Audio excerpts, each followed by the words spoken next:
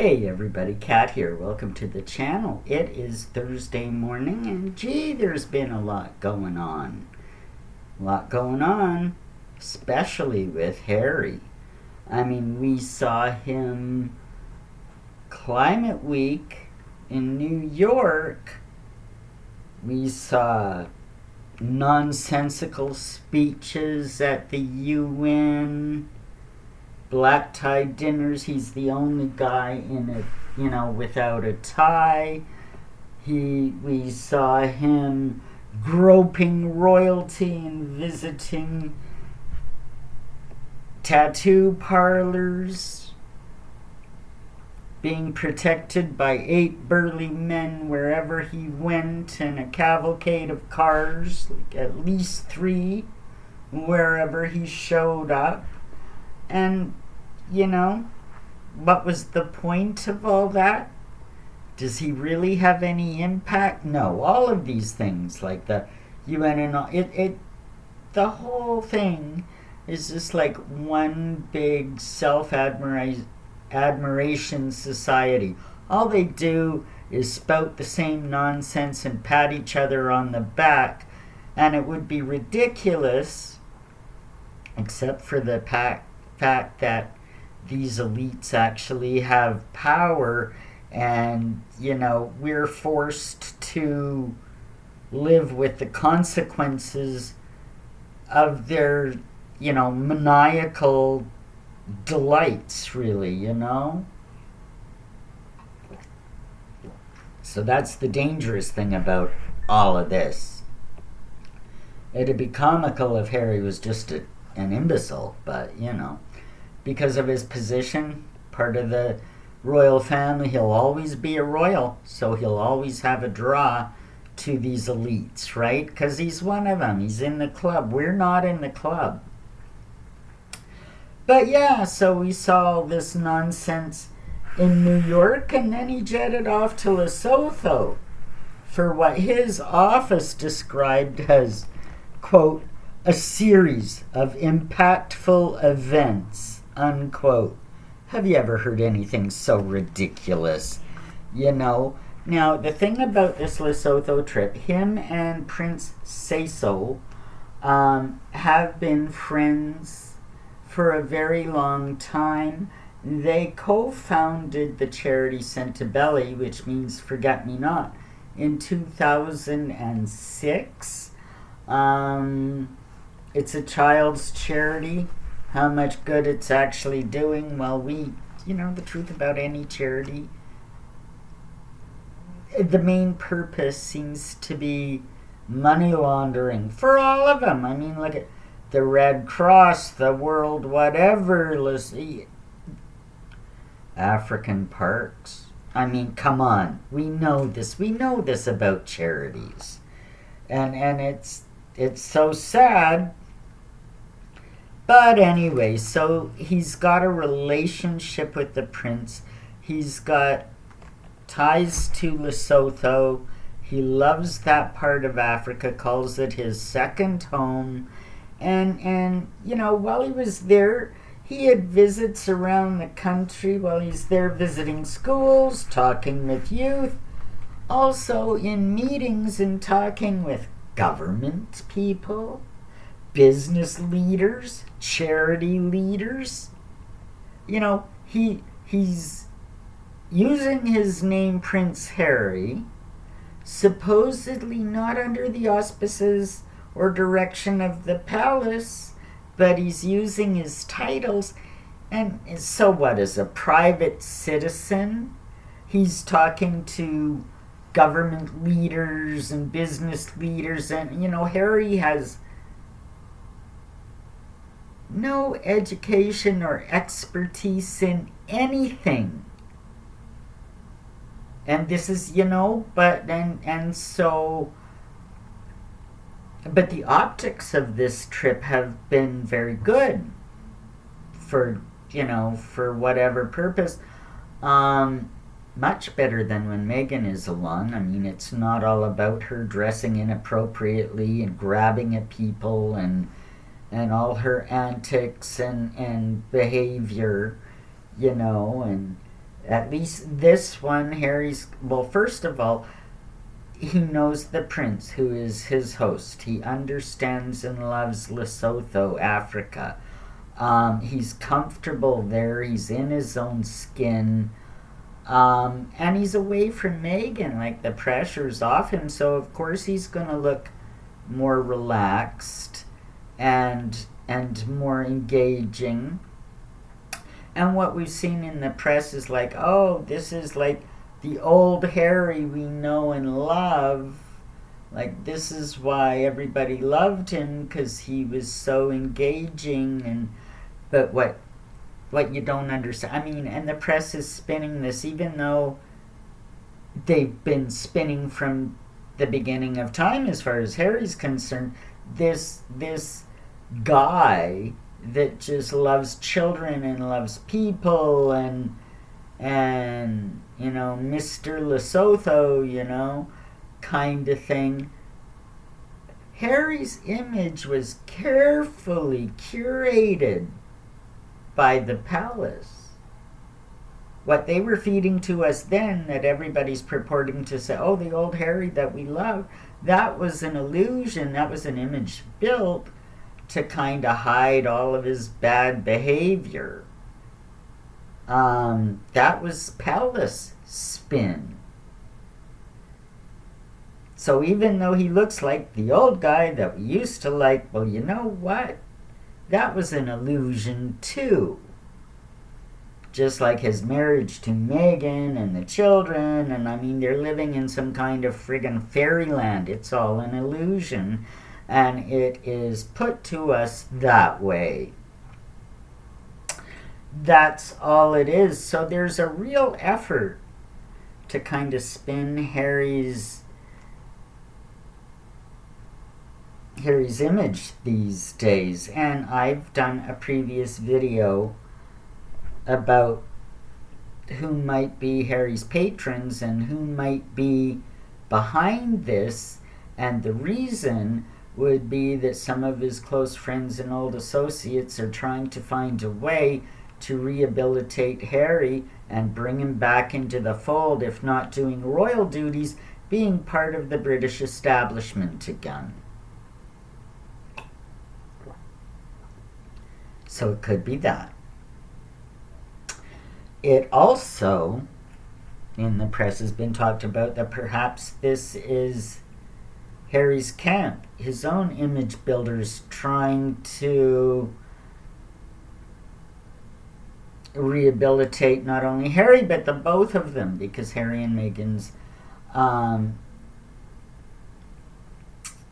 their ratings in the public have just gone into the toilet. I mean, they've had just years of failure. Their contract with Netflix is closing out in 2025, and I don't think will be renewed next month. We are going to be graced with, I think it's either a 3 or a 5-part series, Harry's Polo, that's been produced by Archwell.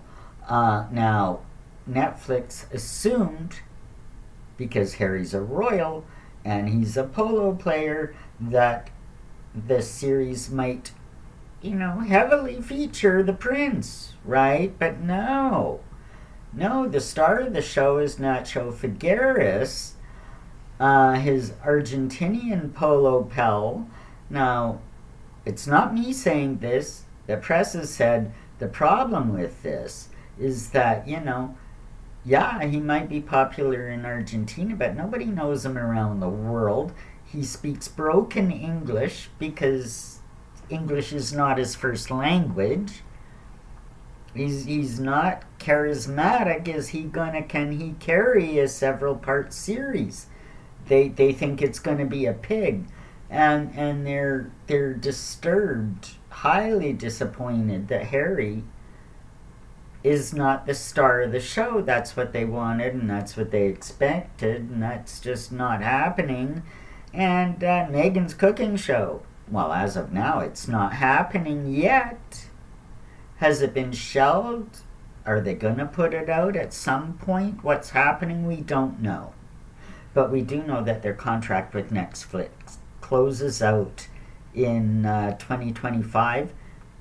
it's not going to be renewed. That's more water under the bridge. That's just like Spotify, done and dusted. And even with that, well, what is it, Lemonada?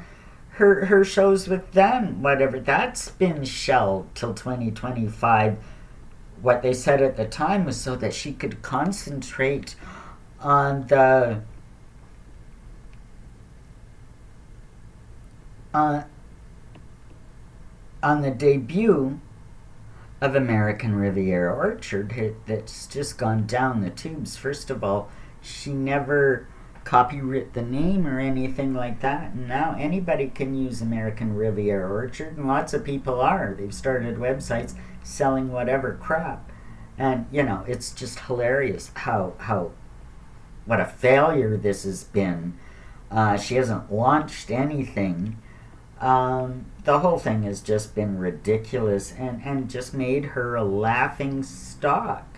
Nothing's going right for her. And now, bullying accusations here across the pond are starting to become mainstream and written and talked about in the press, where at one time, her and Harry both contended that the problem was just, the British press was racist and the British press was against them from the start, and that's why those bullying claims happened in Britain. But it's not so.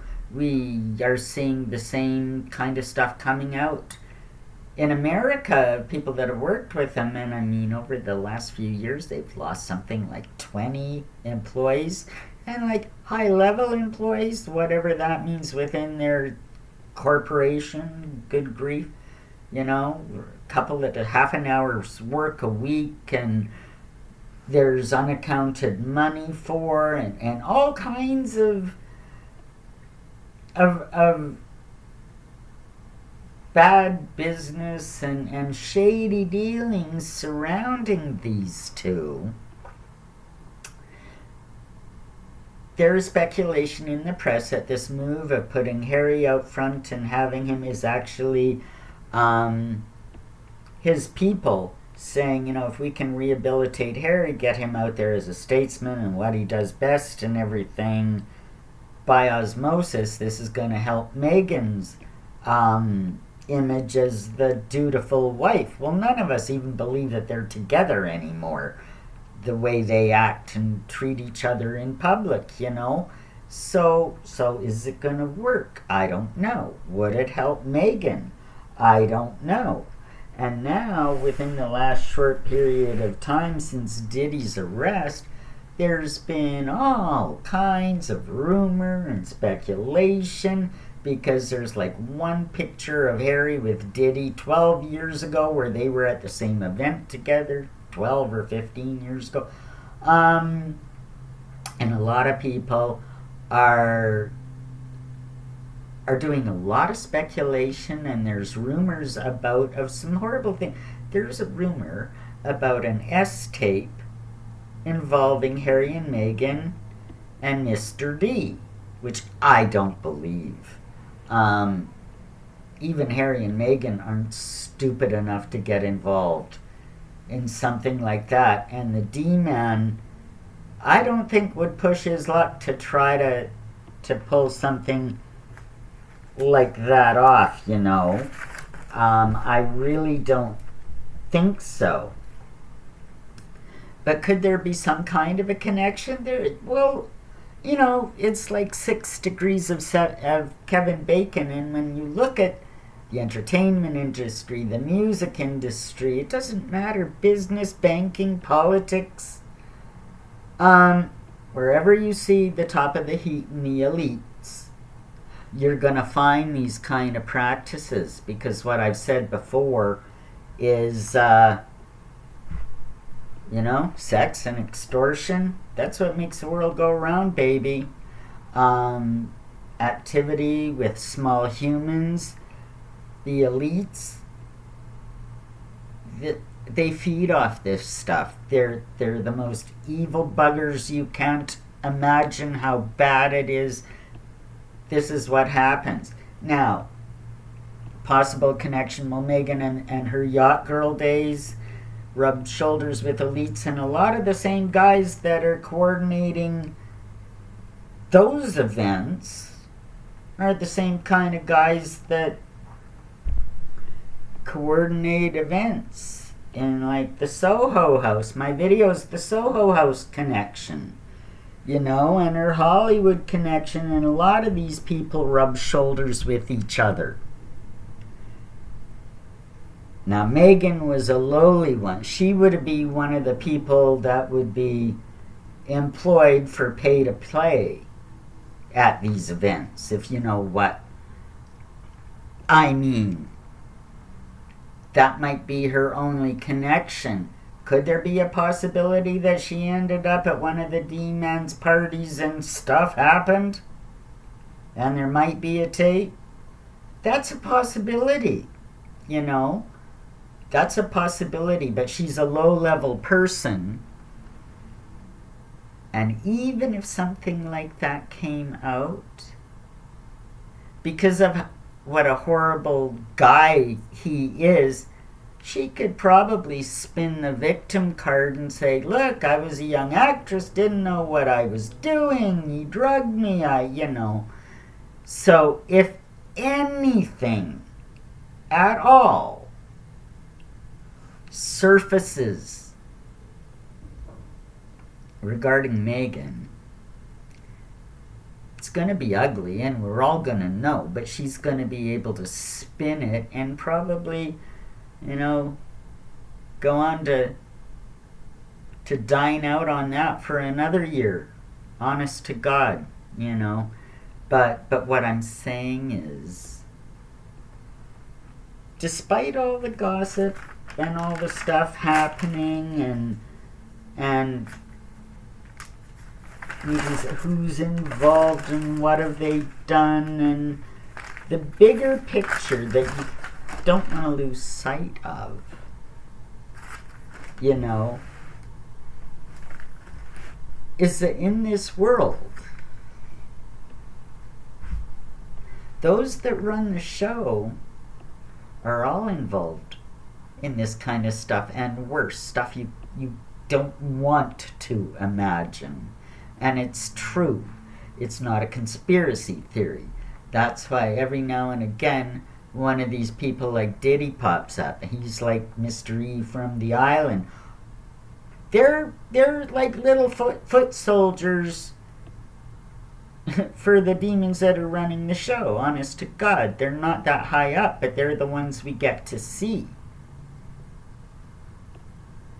I'm not the only one saying this.